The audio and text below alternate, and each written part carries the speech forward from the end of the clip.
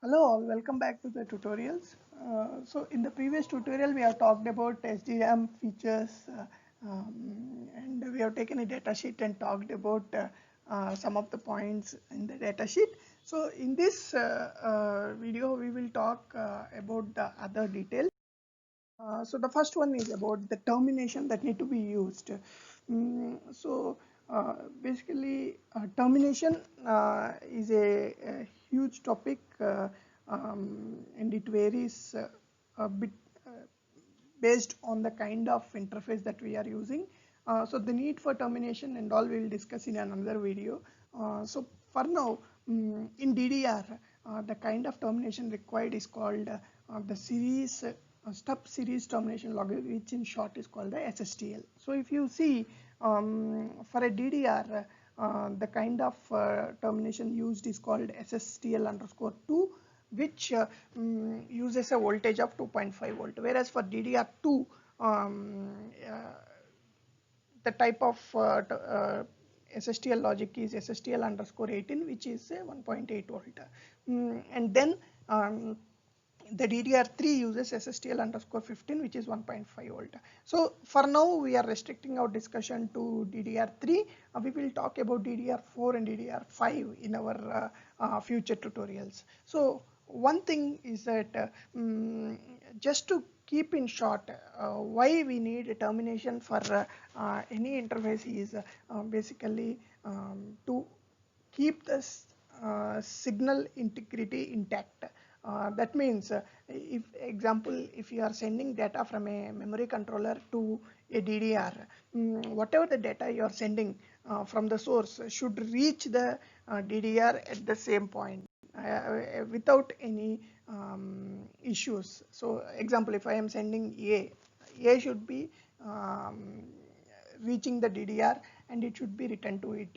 So to ensure that termination is required. So why termination is required is basically the interface is not always ideal between the memory controller and the DDR. There will be the signal shall be routed in a plane, and then you will have wires on the data lines, and also there could be some impedance variations that could be caused due to the manufacturing. So there are several things that will be associated, and definitely the impedance of the output impedance of the controller, whatever the processor that we are using, and the input impedance of the DDR, definitely there will be they will not match. So we have to match this such that you have a proper signal that is being transmitted. So in this case, the logic that is the SSTL that is used helps to reduce any overshoot, undershoot, or any ringing that occurs in the buses. So this is what is important with respect to the termination that we need to remember. So definitely if you are using either of these DDRs, you need this termination to be used. Next, one more point is that so how would be this termination? So do we need to use any component externally, or will it be internal to the DDR, or internal to the memory controller is what the next discussion. So DDR3L specifically, if we talk, supports something called on-die termination. On-die termination meant whatever the resistors which are used for termination between the memory controller and the DDR shall be used on the die, shall be present on the die itself, and the programmer has to select the ODT pin of that particular memory controller memory. We are talking about DDR3 here, DDR3 memory to enable that ODT. So this ODT is something, as we said, is internal to the chip, and we have to enable it.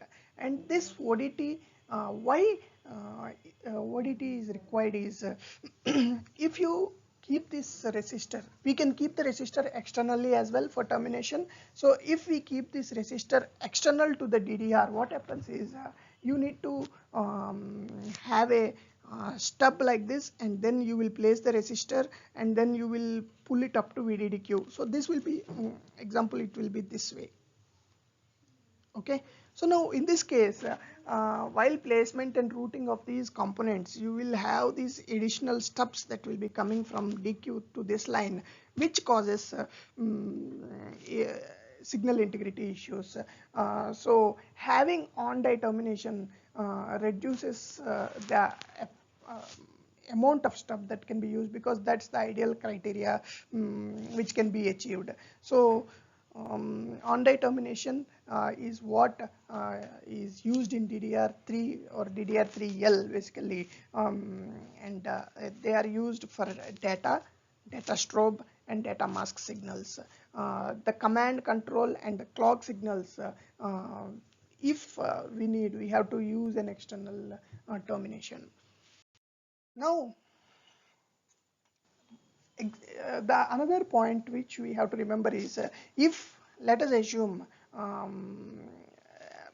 we have not used the ODT, this case arises when the ODT signal, there will be a special pin like ODT for the DDR, which has to be pulled high or low based on the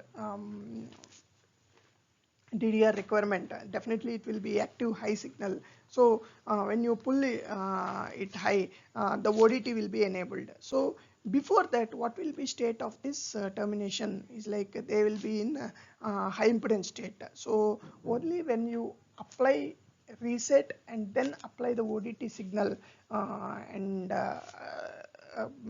then the ODT internal to the memory controller shall be enabled.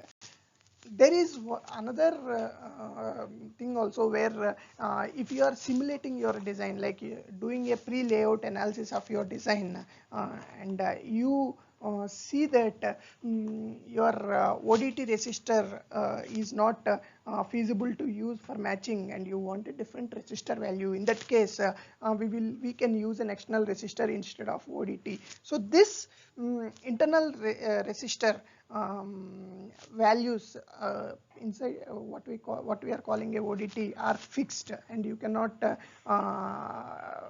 go beyond these values. So in that cases, we will go for an external termination. And one more point which we have to mention is, internally also there will be several ranges of resistors that can be used, which depends on again a calibration resistor which is connected to the DDR, which we will talk later.